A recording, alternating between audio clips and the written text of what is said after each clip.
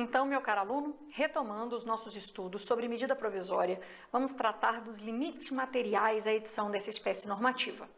É claro que a Constituição Federal não autorizou o presidente a editar MP sobre todo e qualquer assunto. Então, a Constituição lista hoje, na sua redação atual, no parágrafo 1º do artigo 62, inúmeros limites que devem ser observados. Eu digo lista hoje porque quando a Constituição de 88 foi promulgada e publicada, o artigo 62 ele tinha um caput, um parágrafo único, e não tínhamos essa previsão expressa de limites materiais ao manejo da MP. Isso só veio com a profunda reforma pela qual a espécie normativa passou, feita pela Emenda Constitucional 32, que é de setembro do ano de 2001. Tá? Então, hoje, além de termos que observar os pressupostos constitucionais da relevância, da urgência, o presidente tem que observar também os limites materiais à edição de MP, porque existem temas que são constitucionalmente vedados, que não podem ser regulamentados por meio dessa espécie normativa. Quais são esses assuntos? Bom, o parágrafo 1º do artigo 62 lista múltiplos temas que não serão regulados via MP.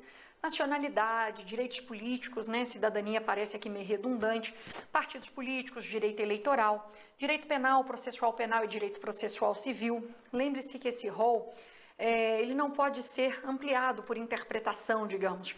Então aqui está, direito penal e processual civil. Direito civil não apareceu aqui como limite. Da mesma forma que direitos individuais não apareceram aqui como limites, sabe? Então você não vai poder pressupor esses limites se eles não foram colocados aqui ou em algum outro dispositivo constitucional. Vai ser interessante porque na nossa próxima aula sobre leis delegadas, eu vou lhe mostrar que o artigo 68, também no seu parágrafo 1º, traz limites materiais à edição dessa espécie normativa. E aí é um número mais reduzido de limites.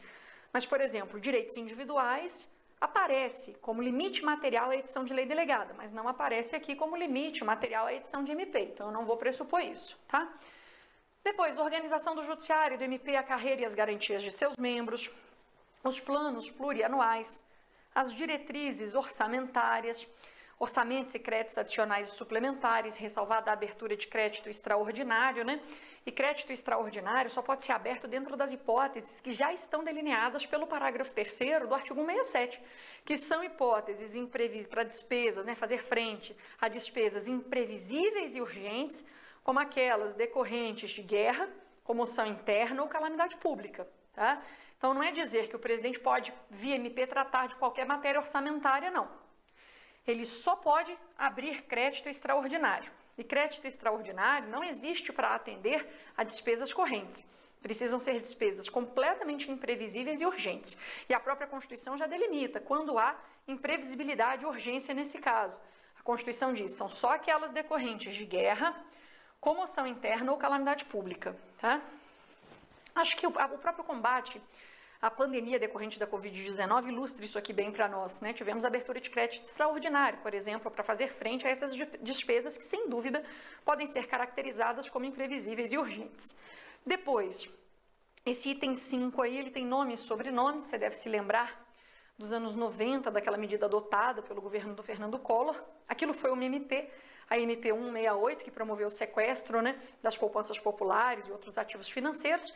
Aí a Constituição de 88, com essa reforma feita pela Emenda 32, passou a vedar essa possibilidade.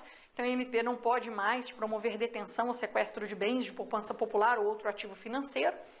Claro que a MP também não trata de matéria reservada à lei complementar, isso é uma obviedade, porque se a Constituição selecionou o tema e diz que isso aqui seria regulamentado via lei complementar, é evidente que eu não posso regulamentar com outra espécie normativa, Então não cabe medida provisória, da mesma forma que vimos que não cabia lei ordinária, da mesma forma que veremos na próxima aula, não cabe também lei delegada, E depois, matéria já disciplinada em projeto de lei, que foi aprovado pelo Congresso e só está pendente de sanção ou veto por parte do presidente. Isso aqui também é quase que intuitivo, porque, veja, não haveria urgência nesse caso, já que o projeto de lei já está aprovado pelo Congresso Nacional e só depende agora da deliberação executiva. Então, basta o presidente sancionar que ele converte em lei, ou eventualmente vetar, e aí o veto pode ser derrubado pelo Congresso e vira lei da mesma forma. O fato é que não há como justificar a urgência aqui, porque o projeto de lei já está em vias de ser convertido em lei, E outro ponto que sempre é discutido quando a gente fala dos limites à edição de MP é a matéria tributária, porque alguns alunos pensam que há uma vedação. Mas, na realidade, a Constituição permite que medida provisória trate deste assunto.